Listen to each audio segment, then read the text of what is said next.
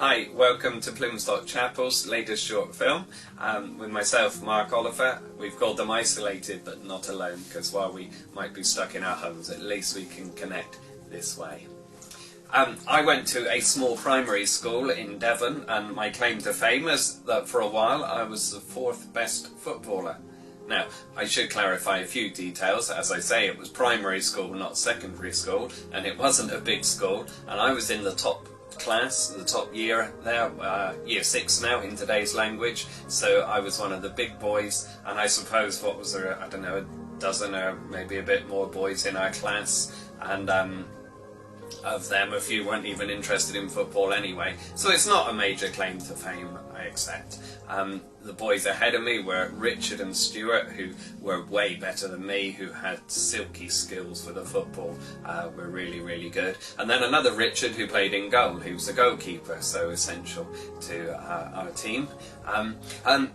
So being the fourth best footballer wasn't any great accolade, but I was still excited the day the teacher told us there was going to be an inter-schools tournament. We didn't get to play against other schools very much at anything, so we were really pleased to go off somewhere else and be able to play. That was until the teacher explained, because we were playing some really small schools, to level the playing field, they had decided that there would be 3 from the top year class, 3 from the second, and then somebody else from younger in the school, so that all schools sort of had a chance that had really small classes. This, of course, was devastating news to me. I was desperate to play with my friends, but there was no way I was going to take the place of Stuart or Richard, and of course the goalkeeper was needed in goal, so I was relegated to the B team. And it was with a very heavy heart, as a 10 or 11 year old that I was at the time, I realised that I was going to have to play for Copplestone Primary School's B team. And when I looked around my teammates, with all due respect, I realised we hadn't got much hope at all.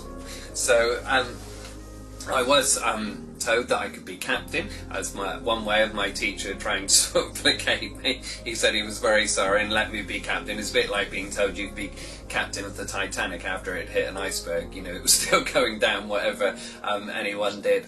So there we are. That was me. That was my big footballing day out, and as predicted, we were soundly thrashed by every team that we played.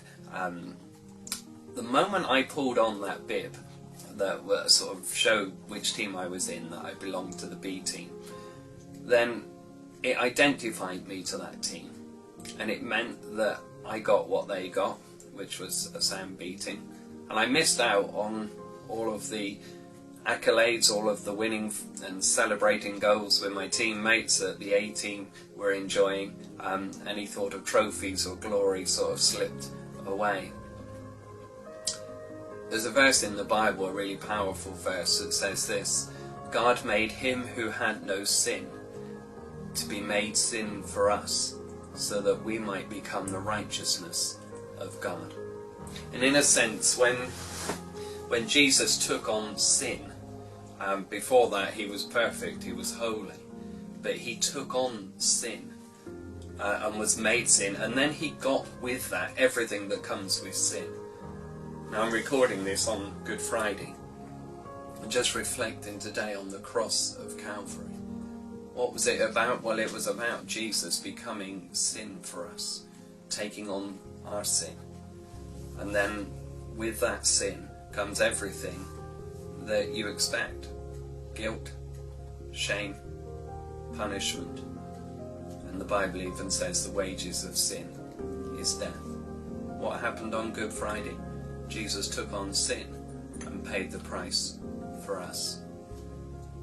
It's a momentous day, a day of incredible love, because he did that voluntarily. In my school, I was handed the bib for the B team. I had no say in it at all, and I was desperately upset about it. But Jesus chose the cross. He chose to take on our sins. Such was his love, such was his longing for us to be saved and made right with him. It's an incredible day when Jesus took on sin and all the consequences that come from being a sinner. And the other part of the verse, that we might become the righteousness of God. We take on the righteousness of Jesus. It's like we dress in it, it becomes ours. And with that, all the consequences of knowing the righteousness of God, the rightness of God in our lives. Relationship with Him, adopted into His family, forgiven, restored, given a future in heaven. Everything that comes, the whole package, suddenly becomes ours. This is the greatest deal in history. Jesus takes our sin. We get His righteousness and acceptance with God. What a wonderful day Good Friday is for any sinner who turns in faith and puts their trust in Jesus.